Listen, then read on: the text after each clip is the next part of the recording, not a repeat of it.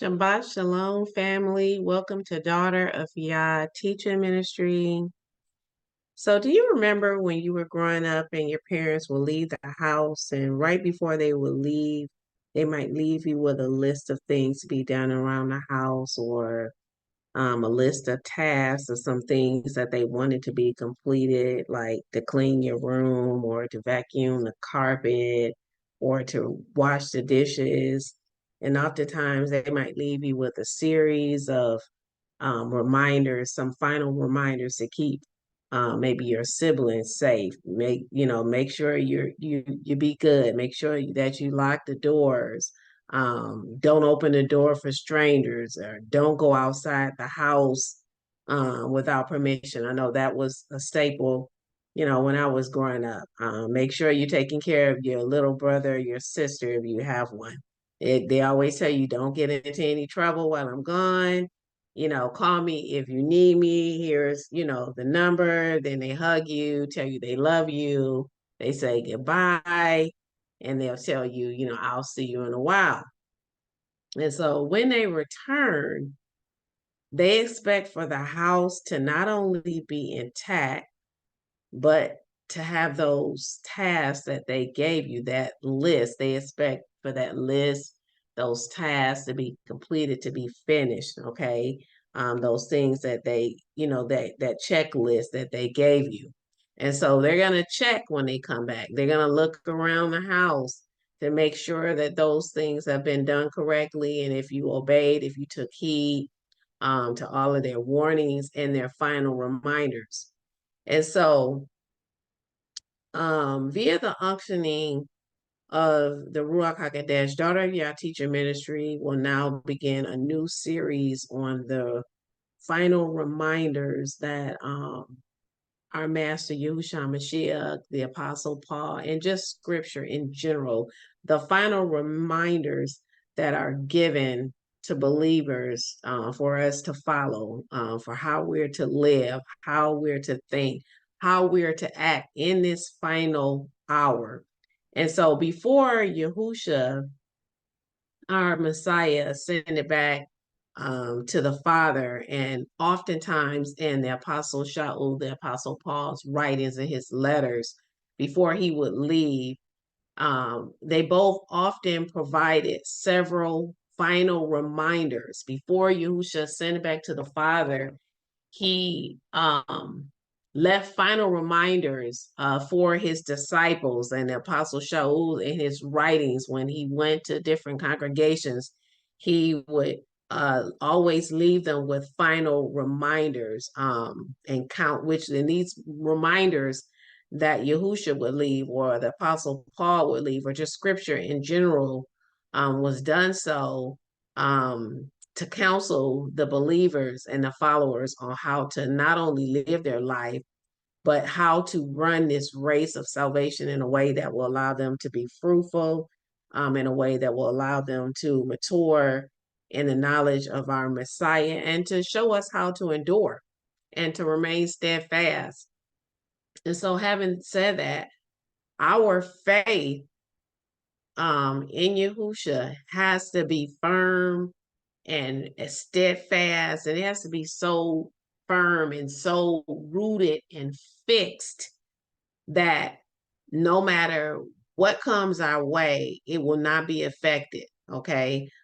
His word is expected to transform us and to affect our lives in a way where on a daily basis we're looking more and more like him. And so I wanted to start off this message just introducing a new series that we began one I think it was the end of last year with the fruits of the Spirit. And now the Ruach has been leading me to do this final hour series where we will be introducing final reminders of things that Yahusha reminded his disciples and his followers, and the reminders that the Apostle Paul left in his epistles to the congregations. Okay, and so that is what we're doing to strengthen and to edify and to build up the body. That is the purpose of the final hour series that we will begin, and this is the first message or teaching within the final hour series, which is to gird up your loins. So so the first reminder that I was led via the Ruach to remind you all of. I hate to keep redundant, but that's what this is. Our first final reminder is to the warning for believers to gird up their loins. And so, having said that, I'm going to go ahead and get started. And so, I just wanted to before I get into any scriptures, I just wanted to talk to you for a moment about some things that the Father Yah had placed on my heart to kind of lay the foundation, as I always like to. I want to talk to you about Ephesians chapter 6, just in light of this final hour, these final days that we are in. I know we've been hearing that for many years from our grandparents and our great grandparents that we're living in the last days, but we really are living in the last days, the final hours. Prina and I, we were just speaking about this yesterday, and I was speaking about this to another sister, and we were talking about how quickly the time is going. The days are speeding up. I mean, it seems like we were just here with you on last Shabbat, and it seemed like we're here again. I don't know where the week went, but I want to just in light of where we are and the fact that, my heart has been heavy. We've been hearing so many heresies. There's so many new doctrines that are arising, and many, sadly, are coming from in this, what is supposed to be this so-called awakening, but I'm finding out more and more not than anything, that this has not really been an awakening at all, because although many are awakening to who their lineage is and being chosen, they have not awakened spiritually. And if you're not awakened spiritually, even though you're awakened to head knowledge, without the Ruach, without the Spirit of Yah influencing you, you're still asleep. Even though you're alive, you're still dead, because you're walking in darkness and you're walking in blindness from the truth and cannot see the truth. And so, just in light of a lot of doctrine, new doctrine, things I've not heard of that are coming out now, that are leading Yah's people, his sheep, from following after the Messiah, from following after his testimonies and his word. I just wanted to just take a moment to bring us back into remembrance of Ephesians chapter 6, and to continue to hold this to your heart, because there's so many things that those who awaken are hearing, and so many messages and so many teachers and people are grasping at so many different things, and it causes a lot of confusion. And so, again, the Ruach is leading us to begin this series to bring us back into the remembrance of the final reminders, just as a parent before they leave the house, They have a list of final reminders and things that they want their child to do before they leave, you know, and things they want completed and done before they return, and just final reminders, things to keep them safe. Make sure you don't open the door, you know, for strangers.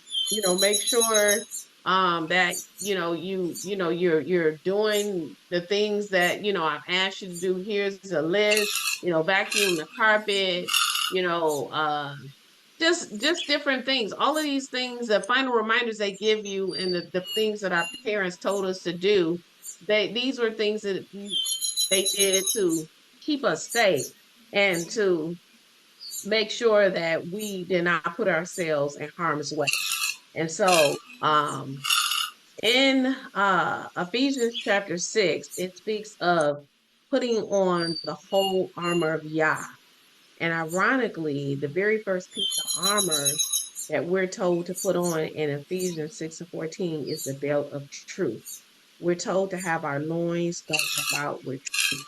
And so the loins represent the seat of our physical strength. It represents the power. Um, the parent root word is spelled resh ka, okay? And so the concrete word for loins is loin. The pictograph resh is a picture of the head of a man, and the kaf is a picture of the palm representing a covering. Combined, these mean man covered. Man covered. And so the loin is the area of the body where one reproduces. It's the area of the body where one is able to be fruitful. It's the area from the waist to the thigh where weapons are stored and drawn out for battle, representing the seat of confidence and what is covered. And so we're told in scripture that we're to guard up the loins of our minds. Okay, our mind is our heart. And so why are we told to guard up the loins of our mind? Why are we told to guard the loins of our mind with truth? Again, our mind is our heart. And so the loins of our mind literally is the seat of our mind. It's the seat of our heart because it represents what we allow to come in, what we allow to come in, what we give permission to come in, and to not only take, quote unquote, take a seat, so to speak, but to take hold of and to remain there. Okay. So let me say this again. Our mind is our heart. And so the loins of our mind is literally the seat of our mind. Think about someone coming in your home and they're taking the seat, okay? And you've heard people say that saying, oh, you know, he lives in my head or she lives in my head, okay? What do they mean when they say that? When you allow something or someone to take a seat in your mind, in your heart, you're giving them permission, you're allowing them to take hold of your mind, and not only to take hold, but to remain there. So what we allow to enter into our heart, what we allow to enter into our mind and remain there will take hold. So we're told to gird up the loins of our mind, okay? And so when you think about having your loins guarded about with truth, you can liken truth to that belt that you're supposed to have tightly fastened and secured around your waist, around your loins. That the truth is supposed to be secure in your heart, in your mind, and fixed. And so I want to just, you know, give you a quick example. So have you ever had like a pair of pants that you were wearing and maybe they were a little loose and they needed a belt, and so you wore a belt to ensure that your pants were tightly secured and fastened so that they were snug and pulled up, and it allowed you to have the confidence to be able to go about your daily activities, not having to worry about them falling down or hindering you from being active throughout your day, right? And so if your belt is loose, most likely you're going to be exposed because your pants are going to be falling down. And so in order to prevent this, we normally will put on what is called a belt, keep everything nicely fit and secure. And so when we're on this walk, okay, this journey of salvation, it is an absolute must that we have on the belt of truth at all times. Let me say this again. While we're on this journey of salvation, this walk, okay, where we have been, where it requires us to endure, okay, it is an absolute must that we have on the belt of truth at all times. And that belt of truth has to cover us and surround us and be tightly fixed and secure, because there are going to be many things that are going to come our way. There will be many false teachings. There are going to be many false messiahs, many false prophets, many ministers of Satan that will be masquerading, as an angel of light, many wolves in sheep clothing, trying to tear the sheep away from the good shepherd who is Yahusha. And so I'll use, our brothers, as an example. If you have on pants and your pants are securely fit and tightly fastened, when you have to go walking or when you have to run or jog, you're ready. You're prepared because you don't have to worry about your pants coming down or your pants or your clothing holding you back or hindering you because some things are loose. If it need be, if the situation arises, let's say you ran into a bear or, there was danger and you needed to run, you don't have to worry about your clothes hindering you or your clothes falling down and preventing you from being able to run as fast as you need, right? And so many of our African American men now call wearing, their pants sagging below the waist. This is now a fashion statement, okay? Where their behind is showing, their underwear is showing, and oftentimes I've seen them walking. I've seen men trying to even run, and not even able to do just a normal daily activity because their pants are so loose. They don't have on a belt. They're hindered from being able to really walk. I've seen some trying to walk and run with their legs so spread apart, trying to hold them up. But if they had on a belt, they could just alleviate that problem, right? But because they have on no belt and their pants are so loose, they're hindered from doing just your normal everyday activities.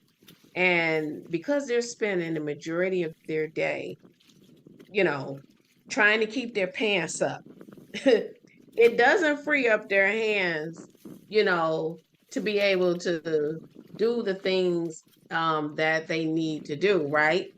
For them to be able to complete the tasks that they need to be done. And so, having, said all of this, if your hands aren't free, if your hands aren't free because your loins aren't being guarded, you're not ready for service. Let me say this again. If your hands aren't free because your loins aren't guarded, you're not ready for service. And so as I was preparing this message, the word brought me back to remind me of what the Father Yah told Gideon when he was going to deliver the Midianites into his hands. And Yah didn't want the men who would go to battle with Gideon to be too many. He didn't want the Israelites to say, because I think it started out with like 32,000 men, and he didn't want them to say in their hearts that they delivered themselves. So Yah wanted Gideon to decrease the number of men who would go to battle with him. And so he did this by a series of tests, such as sending back the fearful. And when you read, this is in Judges chapter 7, there he did a test of those who would, I guess, lapping water and how they would drink the water for determining who he would choose to go to battle with Gideon. And so when you read Judges chapter 7, only 10,000 remain, okay? Because the other 22,000 were afraid. So he was able to, separate them. Those who were afraid went back. 10,000 was there, and Yah told Gideon to take the remaining men, the 10,000, he said, take them down to the water and to test them. He said, that's where I'm going to refine them there. So Yah told Gideon that the ones who lapped the water with his tongue like a dog, he said, set them on one side, and then those who bow down on their knees to drink, then you put them on the other side. And so who did the Father Yah choose? Yah chose 300 men who were lapping. So those who lapped like a dog, the number was 300. Those were the ones that the Father Yah chose. Why did he choose the ones that were lapping like a dog? Well, the lappers are not kneeling. They're not kneeling. They're not bending at the waist. Okay, they're those who are kneeling and bending at the waist. They're on the ground. Their faces to the ground, which leaves them vulnerable. Okay, their hands are not available because their hands are on the ground. But the ones who were lapping, they're still standing. They're able to be alert. Okay, they're able to by them being alert, they're not exposing themselves, they're not leaving themselves vulnerable. And so the ones who lap like a dog, they showed that they were prepared for action. They were prepared for battle. Okay, if and when it called for it, they were going to be ready. Their hands were available for service, while the kneelers, they were not. And so I want to show you a video that kind of will give you a picture of how in the ancient times they would gird up their loins. In ancient times in the Middle East, men traditionally wore a robe as part of their everyday attire. The robe is not to be confused with a dress or muumuu. It was a practical adaptation from a desire to appear modest and to keep cool in a warm climate. This everyday attire, however, did present some practical challenges. For example, if he had to lift something heavy, requiring him to squat or to bend his legs, providing a strong lifting base, the robe would prove to be a limitation. Or if he wanted to play a game involving running or kicking a ball, the robe would limit his range of motion. Or if he were attacked by a wild animal.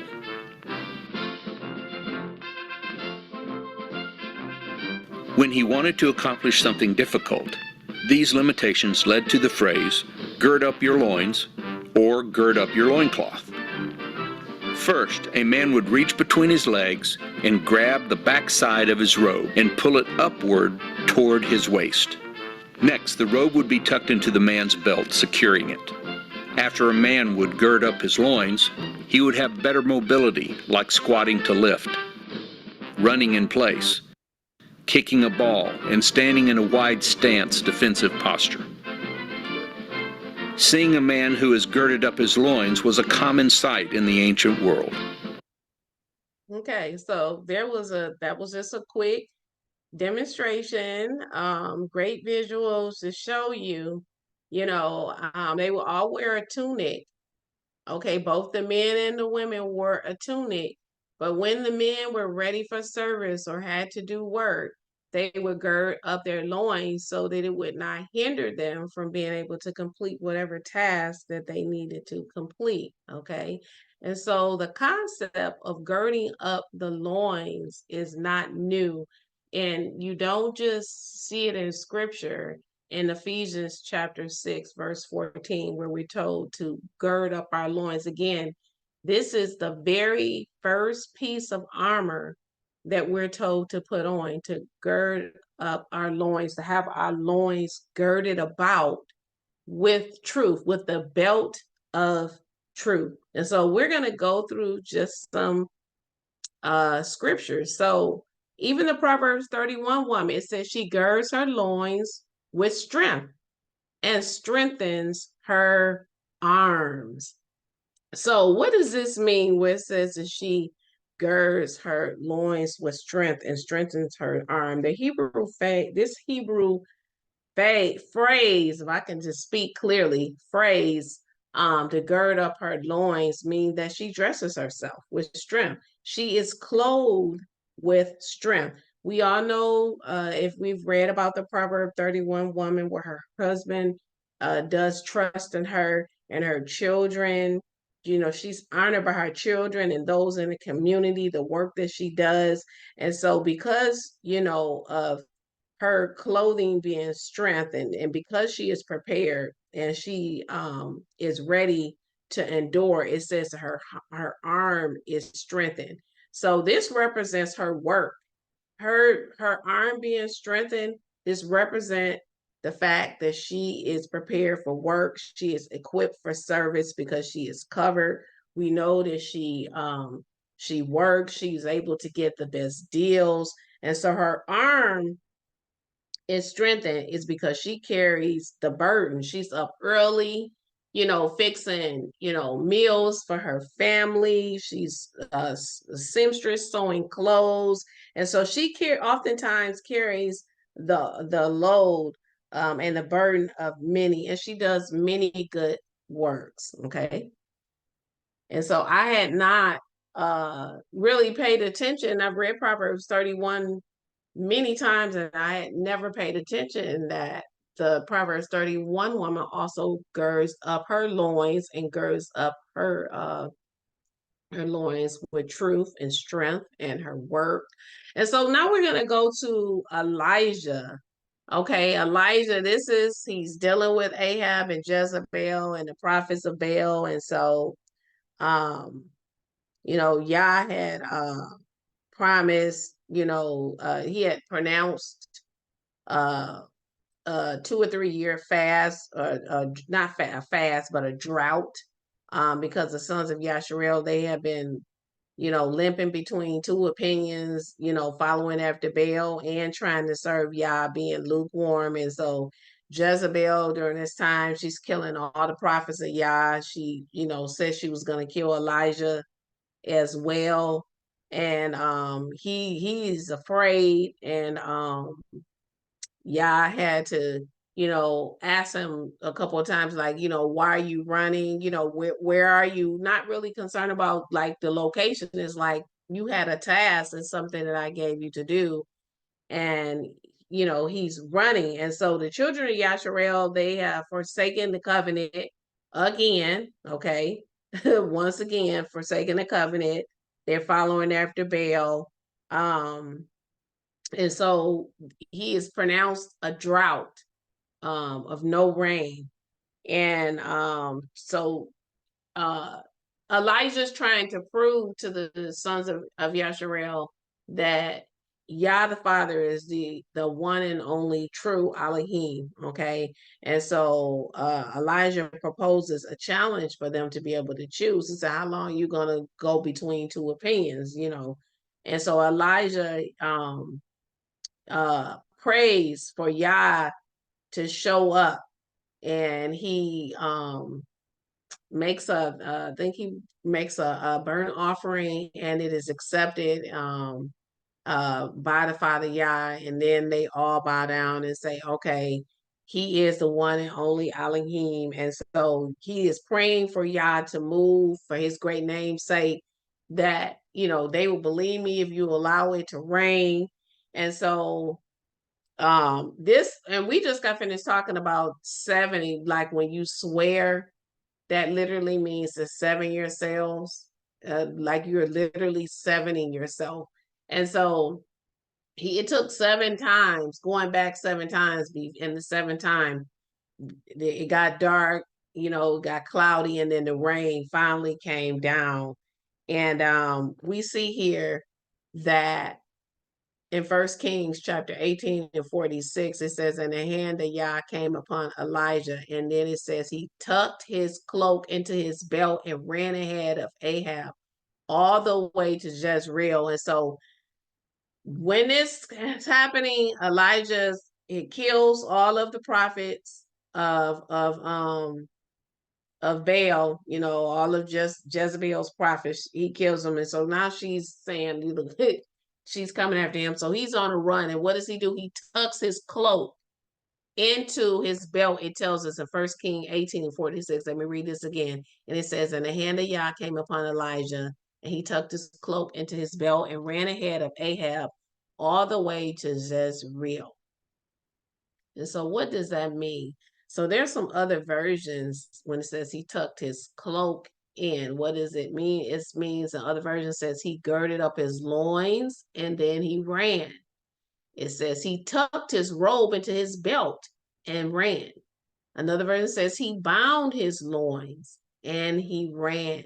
And it says he gathered up his garments and ran. And then finally it says he fastened his clothes. And we talked about this in the beginning. He fastened his clothes tightly around his waist and he ran. So that is what he did. So we are seeing an example, just like we saw in the video, of fastening. He's getting, I'm assuming he's riding on a horse, and he probably had to gird up his loins in order to be able to do that. It says if he's running, so we saw the gentleman, in the demonstration in the video, he's running. You saw how he had to gird up his loins and tuck his belt in order to be able to do this. Okay.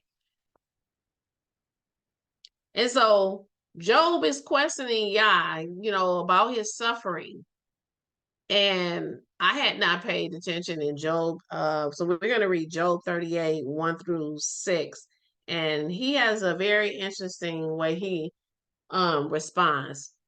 He said, Yah answered Job out of the whirlwind and said, who is this that darkens counsel by words without knowledge? Gird up your loins like a man, for I will question you and make it known to me. So he responds in a way that was unexpected when he's questioning him. And the Father Yah finally answers him and said, gird up your loins like a man. He said, for I will question you and I want you to make it known to me. So he's going to present to him all throughout Job 38 some questions. He said, where were you when I laid the foundation of the earth? I'm reading verse 4. He said, where were you when I laid the foundations of the earth? Tell me, if you have understanding. Who determines its measurements? Surely you know. Or who stressed the line upon it? And I'm not going to read all of them. I'm just going to read you some of the questions he asked. Verse 8, he said, or who shut in the sea with doors when it burst out from the womb? Verse 9, when I made the clouds for a garment and darkness its navel band, and I broke my limits on it and set bars and doors. He said, and I said, verse 11, you shall come to hear. So he's speaking to the sea. He said, and I said, you shall come to hear, but go no further, and here your proud waves shall be set. So he's like, when I spoke to the sea and told them, here, this is where you come. Don't go any further. This is where you shall be set. He's like, where were you? He's questioning Job. Like, where were you when I laid the foundation? Where were you here? When I did all of these things? He said, verse 35, can you send lightnings that they may go and say to you, here we are?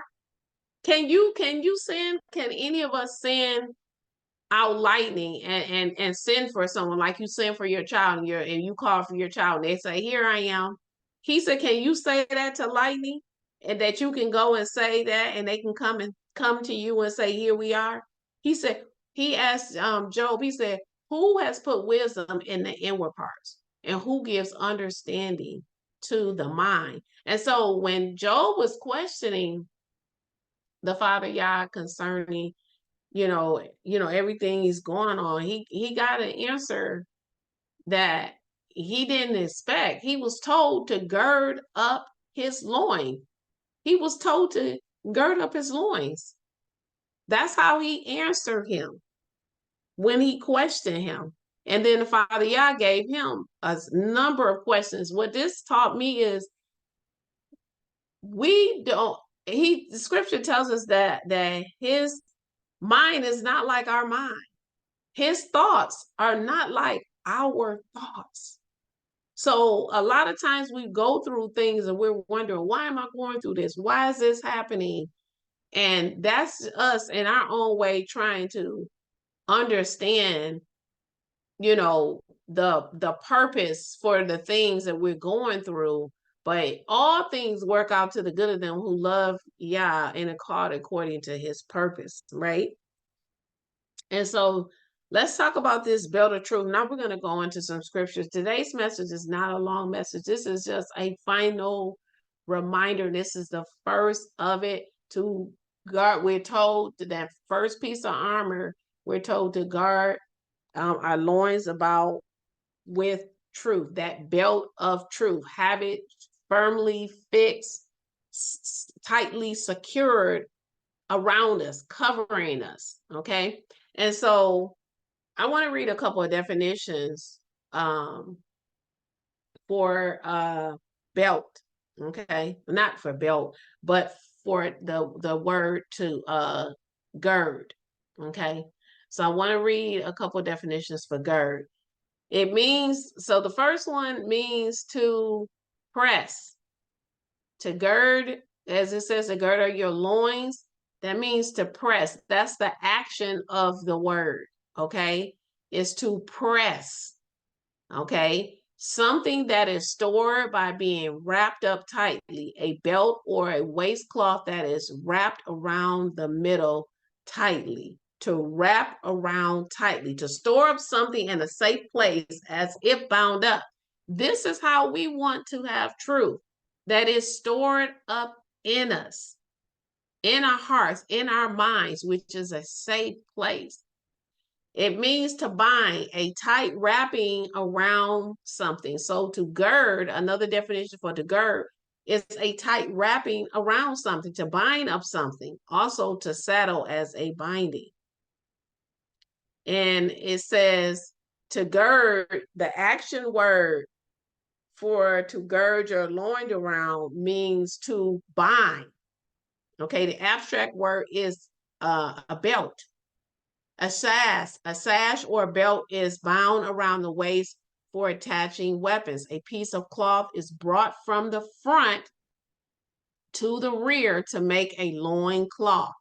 Okay, to bind, to be bound with arms for war, to bind the loose portions of clothing into a belt or sash, to prepare to go. So you're being prepared. When you're prepared to go, then you're girding it up. 1 Peter 1:13 says, therefore, gird up the loins of your mind, be sober-minded. Set your hope fully on the grace to be given to you at the revelation of Yahusha Messiah.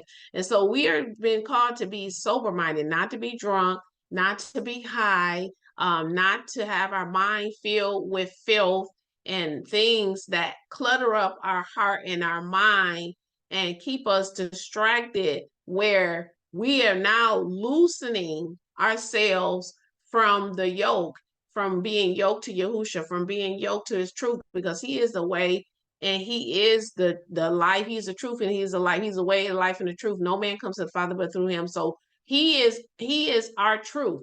And so if we have him tightly secured around us, then we're covered. If we have his truth in our heart, in our minds, then we're not going to loosen that up to allow something else that does not belong there to take a seat and to remain there, okay? Luke 12:35 says, let your loins be girded about and your lamps burning, okay? This is coming from the Messiah. He says, let your loins be girded about and your lamps burning. Keep your lamps burning. We know we talked about this. How you keep your lamps burning is trimming your wick. Our bodies are the lamp. And when we have the wick, those that when you burn, when it's burning, you have to keep trimming it.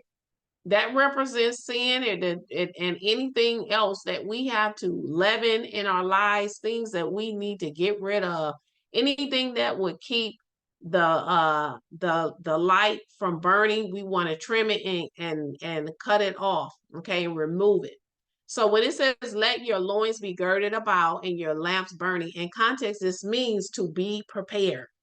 It means to be dressed for service. Stay dressed for action. Be dressed in readiness. Be ready for whatever comes. And you must keep your belts fastened. So when it says let your loins be girded about, this means literally keep your belts fastened. And we know we're keeping it fastened with truth.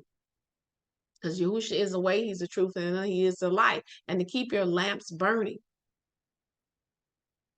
And so our final reminder from Yahusha to be ready for service comes from Luke chapter 12, verse 36 through 48. And you be like men awaiting their master when he returns from the wedding ceremony, so that he coming and knocking, they will at once open to him. Blessed are those slaves whom the master will find when he comes to be awake.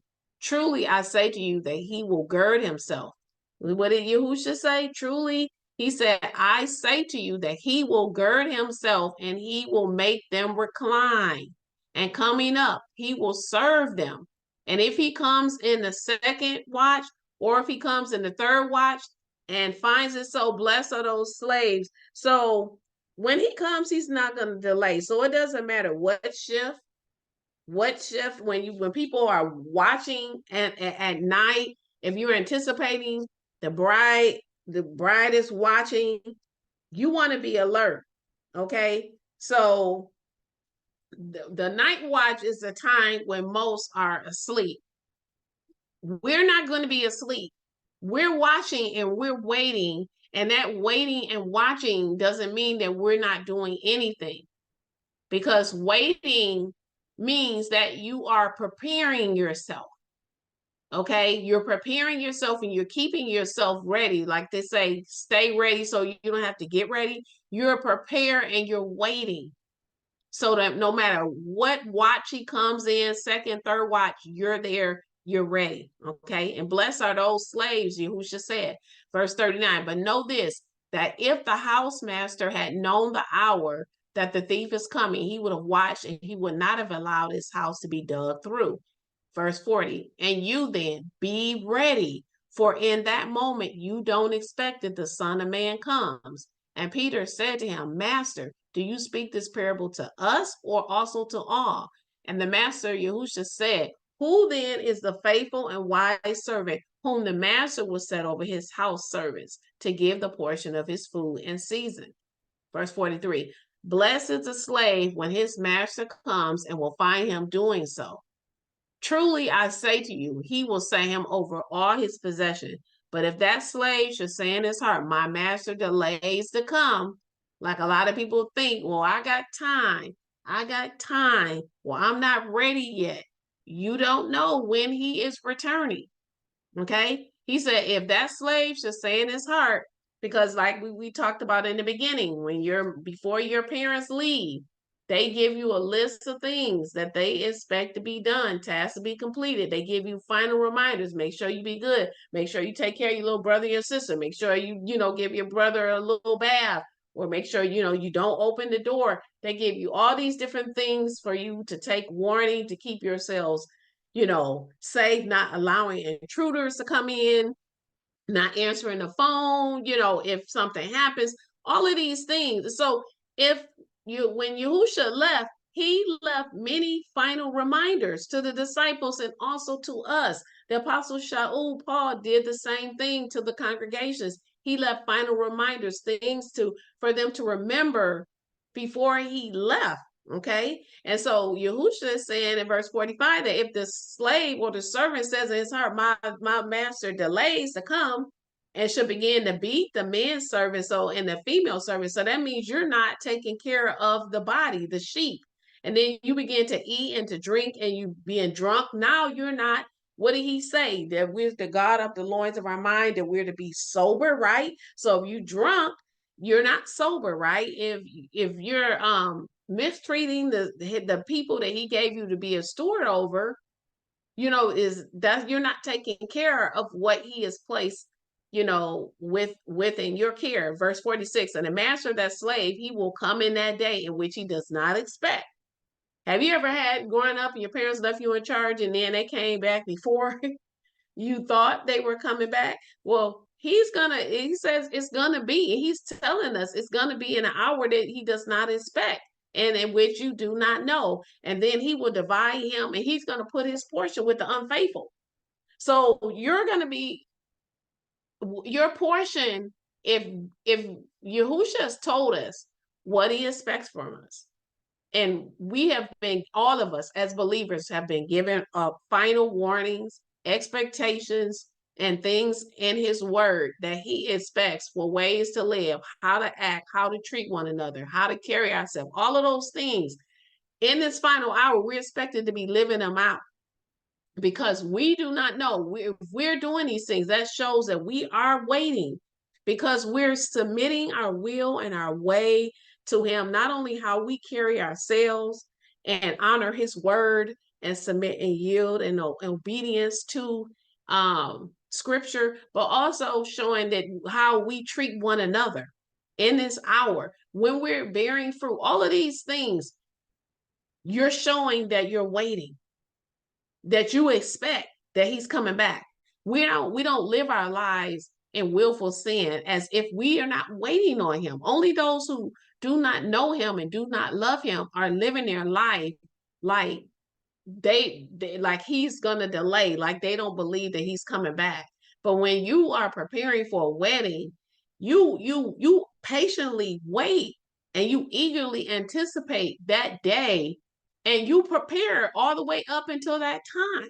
And that's what we're supposed to be doing in this hour. That's why this is called the Final Hour series, because if we're serving other gods, if we're walking in disobedience, if we're not doing any of the things, we're not taking heed to any of his Yahusha's final words, final reminders. He came back in Revelations to warn the 7 congregations, okay, and told them the art and the things that they needed to change and to fix. He warned the lukewarm church. It's many things that he said that is going to hinder you. If you do not gird up your loins, these are going to be the things that's going to hinder you from being able to walk, from being able to run this race. And so he is in this hour wanting these things to be brought back to your remembrance. And we're going to be doing it through this series so that we don't forget. We spend so much time trying to figure out who Esau is and who getting ready to lick our feet and what nation he getting ready to judge. And we like the weightier matters, the things that he left us. No one's thinking about the things that he told the 7 congregations. No one's thinking about the things that the odds that he had against the Pharisees. And so we're going to be bringing these things up during this series, like we did with the fruits of the Spirit, because we don't want to stand before him and he accuses us of these things and it keeps us from getting in, because it hindered us and our portion be counted with us being unfaithful, because he said, I gave you this list. I gave you reminders. I told you what you need to be done before I return back. And I'm counting you with the unfaithful because you have not been faithful during this time. I can't trust you. Verse 47, but that slave, knowing the will of his master, because, and this is what I was saying earlier, but not preparing, nor doing according to his will. So if we're not preparing and we're not doing according to his will, he said, you're going to be beaten with many stripes. Verse 48, but he who does not know and does a thing that is worthy of stripes will be beaten with fewer stripes. So let's say you don't know, okay, but you still are doing things that are wrong, that's worthy of you being beaten. You will still be beaten, but with less stripes, okay?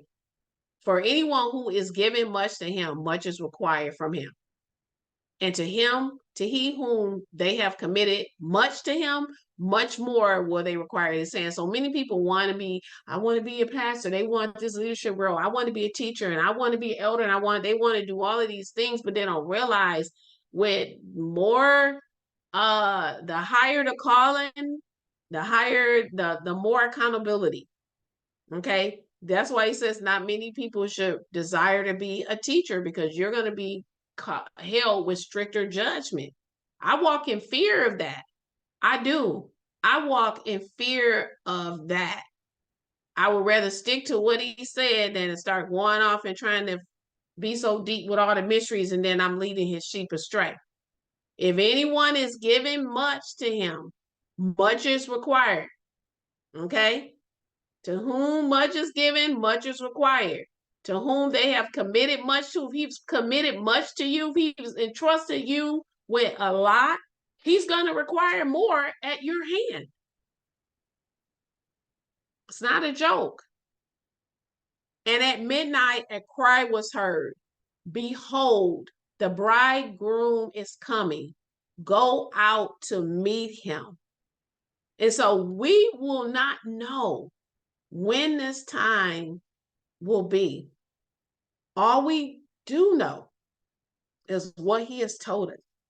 He has told us to gird up our loins and to be ready so that when he does come, we're ready. We don't want to be like the 5 foolish virgins, not having oil in our lamp, spending the whole time not preparing, not having trimmed our wick, not having removed the things that we needed to run. And then when it was time for them to run and to get up and go, when the cry was made, they weren't ready.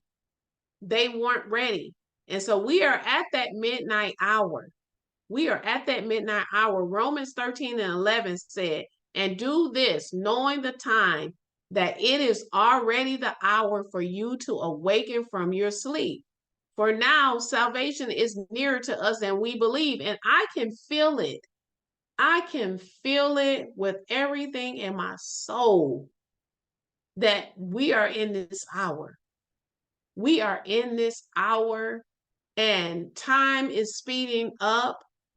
I don't know where the time is going, but I can feel in my spirit that we are in this hour. He says it is time for us. And it says already, this is already the hour for us to awaken from our sleep. Because if you have head knowledge, but you're not, you don't have the ruach, you're not awakened spiritually, you're still asleep because you're still walking in darkness. Okay?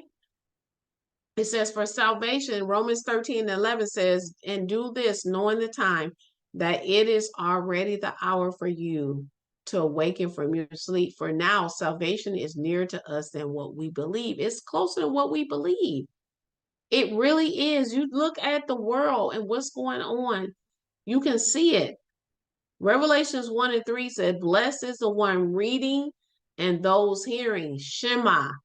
Those hearing, reading and hearing, Shema, and the words of this prophecy and keeping the things having been written, for the time is near. So the blessed is the one who is reading and hearing the words of this prophecy and keeping the things that haven't been written in it.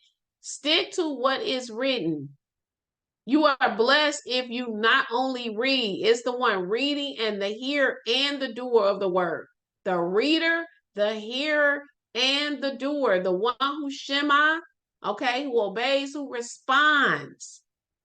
We must not only Shema, hear auditorily, but we must respond. Remember, our food and drink.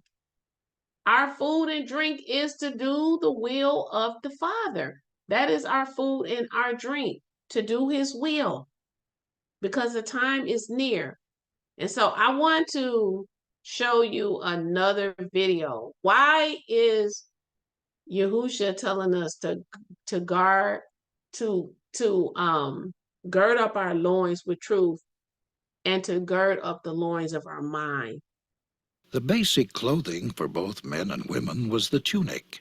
It was much like a sack with holes cut out for the head and arms. A piece of leather or folded cloth was worn at the waist like a belt and was known as a girdle. When it was time to work, the long tunic would get in the way. They brought the loose ends and tucked them into the girdle, which gave their legs freedom of movement. This was called girding up your loins. In the gospel usage, girding up your loins means to prepare yourself, work hard, and give service in the kingdom. Okay. Girding up your loins means to prepare yourself to work hard and be ready for service in the kingdom. To be ready for service. Do you know what it also means when it says to gird up your loins? Do you know what gird means? To redeem. To redeem. The pictograph pay is a picture of the open mouth. The dalet or the dalet is a picture of a door. Combine these mean open the door. When one is redeemed, they gird on their clothes for leaving. You see this? When one is redeemed, they gird on their clothing for leaving to bring back to an original state. Do you see this? And so, Yahusha's command, his final reminder to gird up our loins with truth. He is literally saying, he is our Redeemer. If you are waiting on him to redeem you, those who are being redeemed, they have girded their loins. They are girding their clothing for leaving. When if I'm going on a trip, I'm packing. I'm preparing. I'm putting on my toiletries. Why? Because I expect to leave. I expect to leave and I'm going to have all my stuff packed and I'm waiting so that when they call for boarding, I can get on that plane. When one is redeemed, this is the definition. This was actually the first definition. I gave you the second and third one previously. This was the first definition for gird. When one is redeemed, they gird on their clothes for leaving to bring back to an original state. We have to have our loins girded about with truth because we are on this race. We're running a race. You cannot run a race and not have your garments tucked in, not having your loins guarded about, not being firmly fixed, rooted, grounded in the truth, having truth as your belt, as your covering. Because if anything is loose,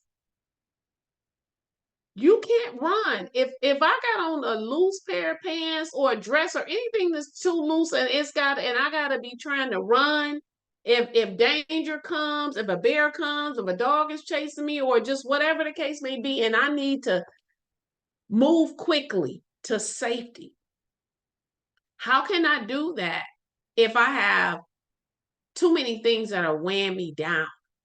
What if I'm trying to run and my pants are so loose that I got to hold them up, or a male has to hold up his pants?